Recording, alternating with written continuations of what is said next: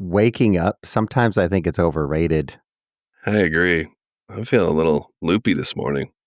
I don't think we'd be up this early if not for the audience. They're expecting the latest marooned Tales Oh of my, the Catastrophically Lost story. yeah. Yeah, we got to deliver it. We've been getting really good reviews lately. Have you noticed? No, I haven't looked at the weather lately. I've been so busy that I haven't gotten around to look at anything, but I'll tell you what, if there are reviews coming in, I appreciate all those people. That's great. Yes, me too. I got to tell you though, a couple of them freak me out because truly people are listening to us with their kids. With their the one listener said with her grandkids, she listens. Nice. So so it worked. All the beeping out of stuff that people complained about. Hey, listen, there's kids listening. We're doing it for the kids. I guess if I was editing this, the words might not be bleeped out, but I do find it funny when you bleep out the words. I try to leave enough of the word on there so people enough meat on the bone for you to figure it out.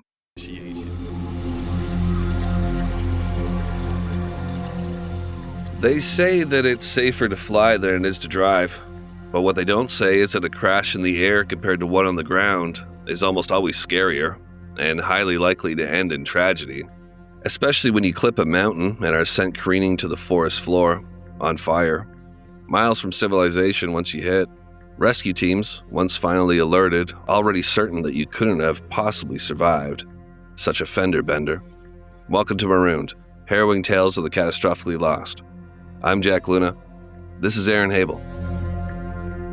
On September 20th, 2004, Cessna 206, a single-engine plane, took off from Glacier Park International Airport in Montana with the destination of Schafer Meadows Airstrip, a remote airstrip located in the Bob Marshall Wilderness backcountry. On board were 4 U.S. Forest Service personnel, along with pilot Jim Long. The flight was delayed 2 hours due to bad weather conditions, but the decision was eventually made to fly. To reach Schafer Meadows, which is located within a mountainous backcountry terrain known as Great Bear Wilderness, takes an extremely experienced pilot. On a good day, landing on the 3,200-foot remote long-turf airstrip is rated a difficulty level of around 7. But on a day with a lot of variables like weather and plane weight, it could be as difficult as a 9.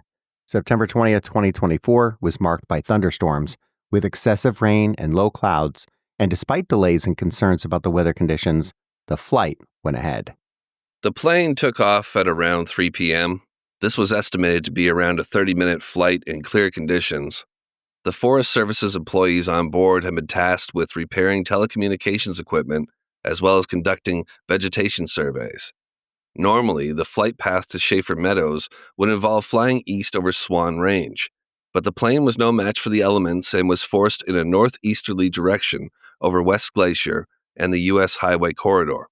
Typically, pilots would fly over a saddle near Mount Aeneas on the Swan Mountain Range. The passengers could see the Middle Fork Flathead River rushing beneath them as they looked out of the windows. Around 15 minutes into the flight, the pilot went off course, presumably forced to by the weather. They soared above the Middle Fork Flathead River, a 92-mile river that forms the southwestern boundary of Glacier National Park, when all that was seemingly well suddenly wasn't. The plane crashed, Aaron. It happened incredibly fast. Unlike in the movies, there wasn't time for prayers or battling with the controls. It just went right down.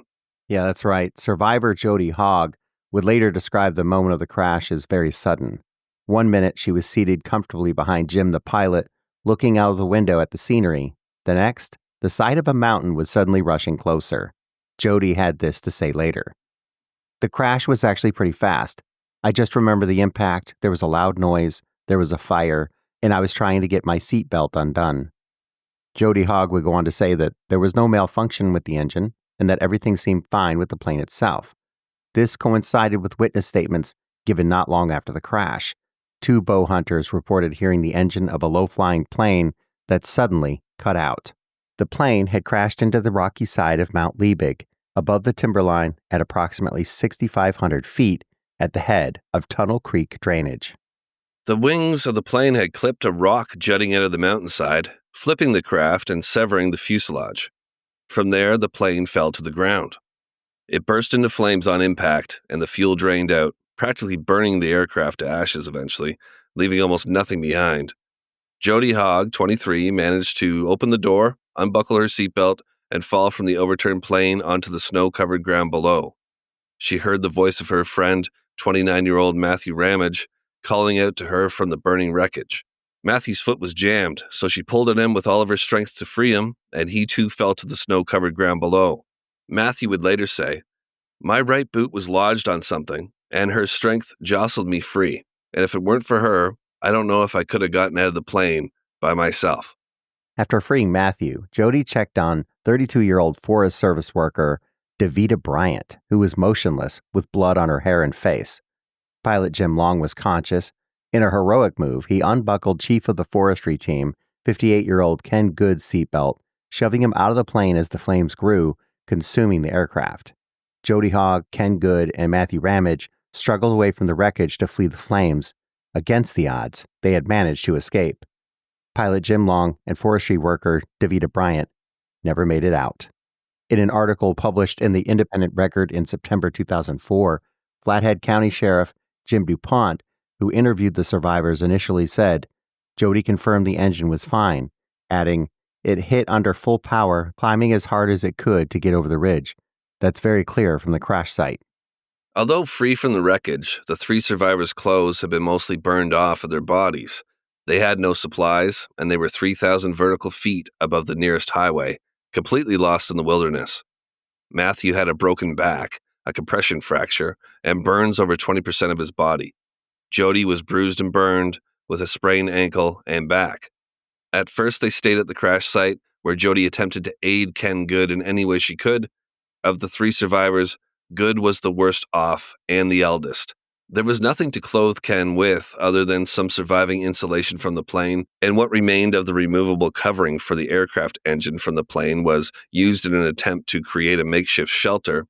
There was snow on the ground, and they knew they would have to move soon. That night, with nothing to shield them from the elements other than their makeshift tent and temperatures below freezing, the three survivors huddled together for warmth. They drank water from nearby streams. Hunching over to collect the water was excruciating for Matthew with his broken back.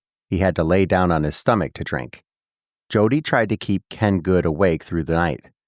Unable to hold on, Good tragically perished sometime in the early morning on Tuesday.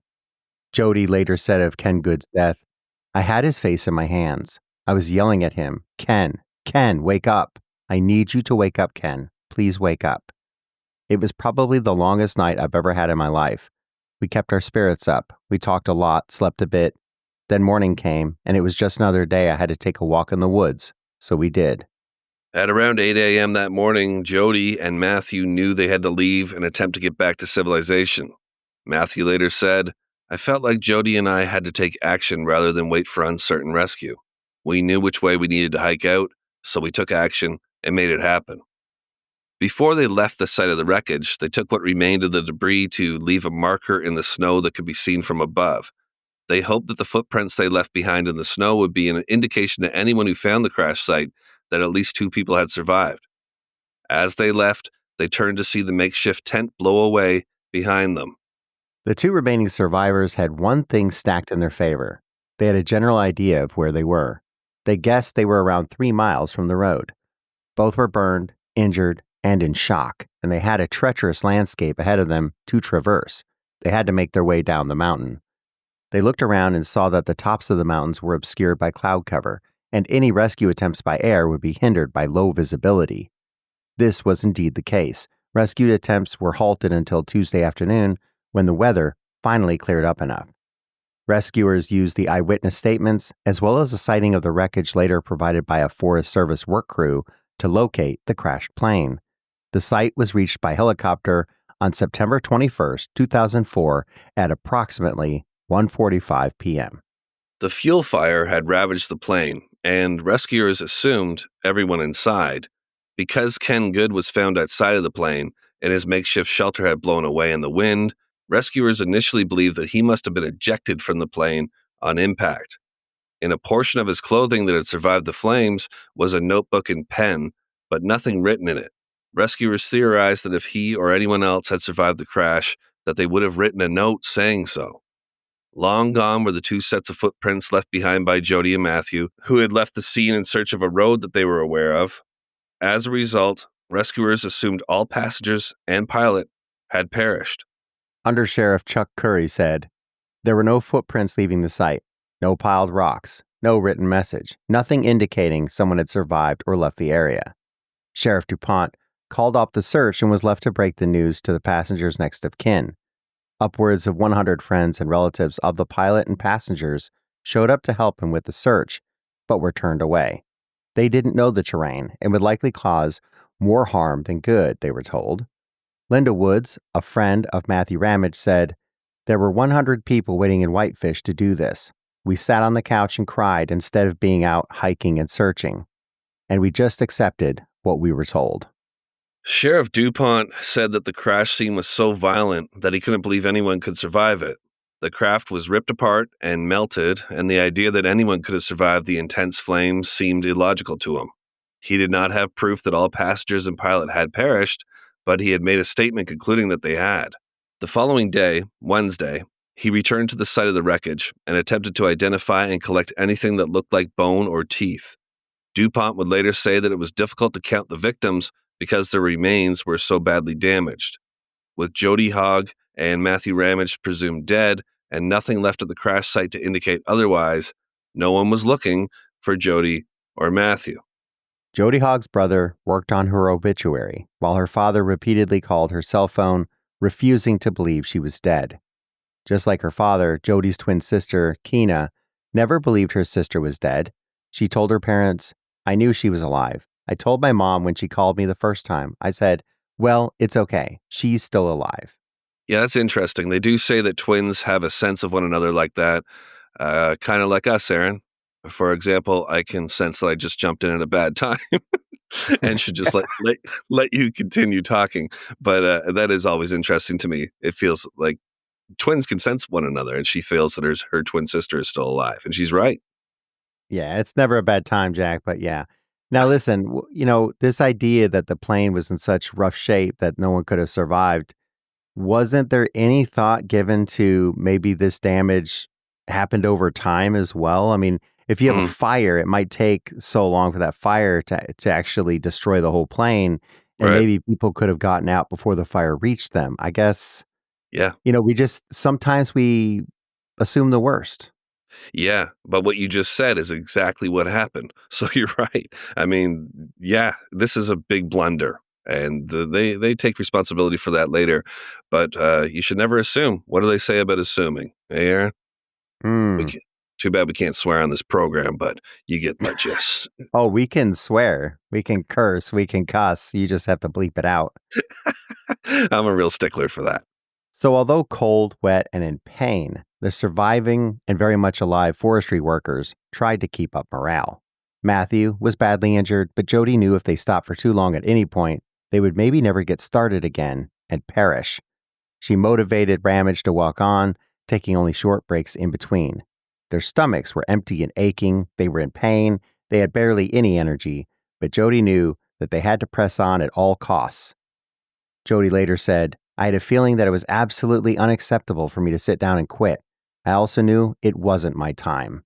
I was perfectly capable of walking, and I had walked a lot further than that in my life before." They had heard helicopters in the area, but nobody came to save them. Jodee would later comment, "I just didn't understand why they stopped looking. I understand that the plane had been burned, but both the bodies were clearly visible. And just the fact that Ken was outside the plane, intact, and knowing that there were 5 people and there were footprints all over in the snow, I guess I just wonder why we didn't get picked up on Tuesday." After a grueling day and a half for Jodee and Matthew, they heard the first signs of life outside of the life in the wilderness. It was only when they heard a train in the distance that they were filled with hope that they might survive. Matthew Ramige would later recall, "The first real recognition that we were going to make it was when we heard a train. There's Amtrak that goes through there along Highway 2, and we knew basically where we were and that it was only a few miles to go." By around 2:40 p.m. on Wednesday, September 22, 2004, after desperately hiking 3 miles over 29 hours, Jodee Hogg and Matthew Ramige had battled their way down the mountain and through the wilderness and finally reached US 2, west of Glacier National Park. They came out of the forest at the Point Pilla Creek that crosses the highway. Once on the highway, they were spotted by a passing motorist who picked them up and drove them to a phone to call for help. "I'm from the 206, Jodee told them. "I was in the plane crash. I need to go to the hospital. My friend needs a helicopter right now." The motorist drove 2 miles to the nearby Stanton Creek Lodge near the community of Essex. Gerald Kupka, the lodge owner, made the call. One paramedic, Lance Westgard, recalled that Jodee's main concern was talking to her family. "They probably think I'm dead," she'd said. Westgard had told her that they did, in fact, think she was dead. By this point, the search had been called off, and the families of the victims had been told their loved ones had perished in the crash. In fact, Matthew Ramige's obituary and funeral plans were already in motion. Of his survival, Matthew said, "I couldn't believe what had happened. I was just glad that I survived and amazed that I had survived. It's like being given a second chance and gaining a new perspective on life. I think anyone who has been close to death would say the same thing." The pair were airlifted to a hospital in Kalispell, Montana. Jodee Hogg was taken to Kalispell Regional Medical Center and was listed as in stable condition. She was treated for burns over 10% of her body, as well as a sprain. Matthew Ramige was later transferred to Harborview in Seattle, where he was admitted to the region's burn center. Ramige's mother, Wendy Becker, said of her son's survival, "We were putting together his obituary. We were consoling each other, and the Forest Service rushed in and told us we had to get to the hospital because he walked out. We were in disbelief. You almost wanted to say, is this a cruel hoax? Are you kidding? It's so unbelievable." Matthew stayed in hospital for 25 days, where he had 2 skin graft surgeries for burns on his chest, right thigh, and right hand. He was also fitted with a back brace and treatment gloves over his severely burned hands. Pilot Jim Long, who was 60 years old at his death, he was described as being highly skilled, having logged 2,600 hours. Media outlets would later report that only 5 hours were solo flights, and another 5 were supervised mountain training in the corridors that lead to Schafer Meadows. Investigation revealed that Long had a contract with Edwards Jet Center, who did not specify a pilot's requirements for wilderness flight experience.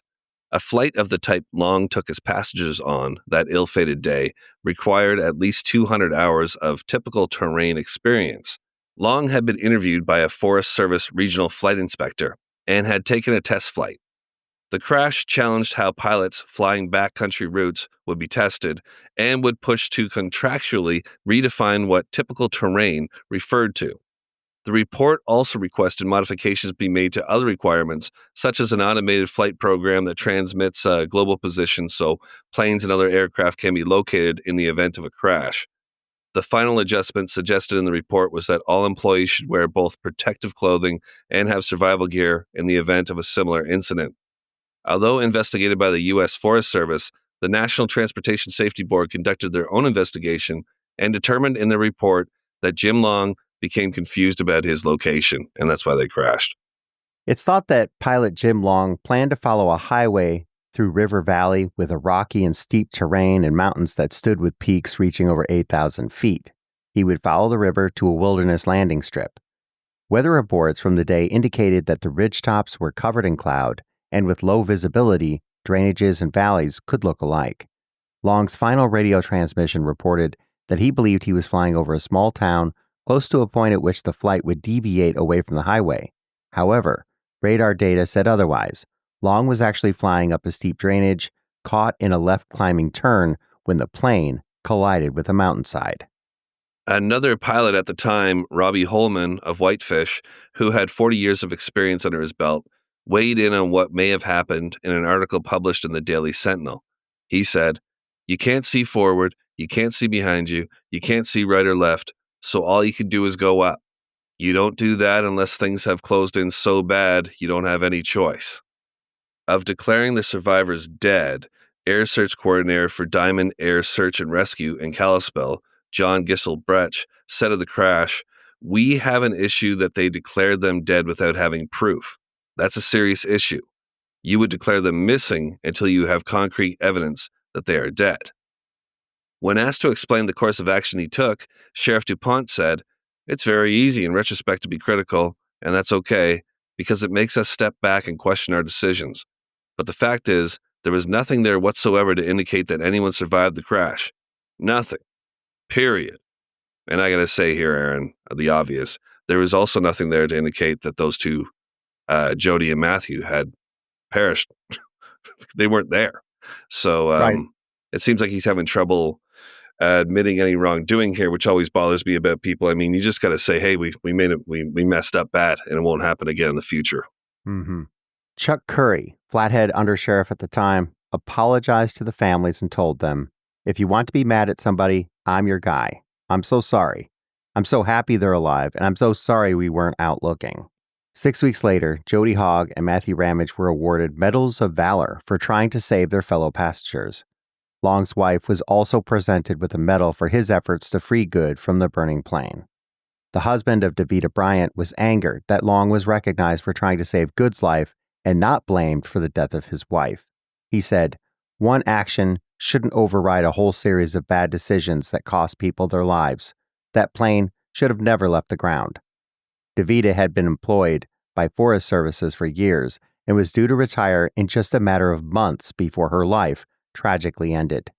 That's brutal. Damn. So, yeah, we have two survivors here, which is a big part of the story. But of course, there's a lot of pain and frustration here, too. It's a haunting image, Aaron. Pilot Long, likely disappointed in his mistakes this fateful day after the crash, there on the ground, pushing passengers out before burning to death. I'd say that makes up for it, but I'm not the husband who lost his wife, who was nearing retirement. You know, like, I'm just some guy in a podcast about harrowing tales of the catastrophically lost, who's getting a little sleepy. Any final thoughts here, Aaron? Oh, there's a lot here. On that most recent thought, though, talking about Davita's husband. See, I don't think that he's necessarily saying that the pilot didn't fly well. The problem was, I guess he's saying if he was an experienced pilot, he wouldn't have taken off when he did because visibility was too low. So he thinks that's where the trouble started. And that if he'd never taken off, his wife would still be there with him and would have retired like she should have. But this is all just a huge loss. I mean, I can't remember how many times I've heard the story, but someone will say, yeah, they just retired and now they died. Or they died just months before they retired. There's this feeling that we're supposed to be able to retire and then enjoy life for a while where we don't have to look at the clock, you know, and that is a huge loss. Yeah. So I get his frustrations. And, you know, the truth is things can be multiple things at the same time. Yeah. I don't think anybody could really come out and honestly say that the pilot, Jim Long, meant for anyone to be hurt here. Of course not. He thought he knew what he was doing. So, you know, yeah, he made mistakes. But it's obvious that by trying to save the life of Ken Good, that he did care. And he would have done whatever he could for whoever. But, you know, there wasn't a lot of time. That's the point here. The crash happened quickly. The fire spread quickly. So, yeah, it would have been great had he been able to save everyone. But that's not how it happened. And I guess, you know, when terrible things happen, we look for the cause. We want to assign blame so we can understand it better and have a reason instead of just saying, yeah, terrible things happen. Yeah. I should go back a little bit there as well and say, you know, he was, not that we need to focus on this husband too much, but just trying to relate with him and his frustration. Part of it too, Pilot Long's wife is given a medal for his efforts to free Ken Good from the plane, like I said. And the husband's like, well, how's this guy getting a medal? Why aren't we talking about how, like what you just said, Aaron, you know, he failed to do the proper things that caused them to be in this situation and caused my wife eventually to perish. So yeah, I mean, I get it. There's a lot more to talk about when it comes to what happened here, though. The failure of the rescue teams or the head of the rescue team, the sheriff, to consider that there could have been survivors there, I think it's a massive failure. And they're very lucky that they ended up finding them, because if they had found like two skeletons down the hill years later, talk about being pissed off. Yeah. Oh, there'd be a lot of anger. See, here's the thing. We need to make assumptions sometimes. So if you can't account for where everyone is, you should just assume that they survived. Yeah. I mean, that's just the truth here. They should have been looking for these people. Just to tie a bow on this thing instead of making the assumption of, oh, well, they must have died in the crash. Well, look what happens. It's got to be embarrassing to have these two walk out of the wilderness. Yeah. A lot of people, when they reported on this, when I looked at the newspaper articles, people were shocked that these two walked out. Yeah. It just didn't seem to make any sense. But part of that, you have to understand, is from the sheriff basically saying, well, all lives were lost. Yeah. It creates this reality in their minds. I mean, some of these people had already written their family members off. Some didn't. Some said, no way. I don't feel like they're dead. I feel like they're still alive. And we saw how that bore out. So we try to find the silver lining in these stories, and people are meant to survive, and people have survived the craziest situations. I mean, imagine almost drowning, right? Because your foot's caught, or you're in a boat that goes upside down and drops down deep into the ocean. You find There's so many ways that people have survived situations that you and I admittedly would say, that looks really bad. I don't know that they're going to get out of this one. Yeah, big time, man. Well, another quote unquote good one. What a ride. One more frustrating thing, we kind of already went over it, but the family and friends who would have went out there and helped search, knowing that Jodee and Matthew were out there struggling, hoping for someone to come look for them, and they just didn't go because they were told that they were gone. I mean, that has to be so frustrating as well, to know you were just sitting around when you could have been doing something.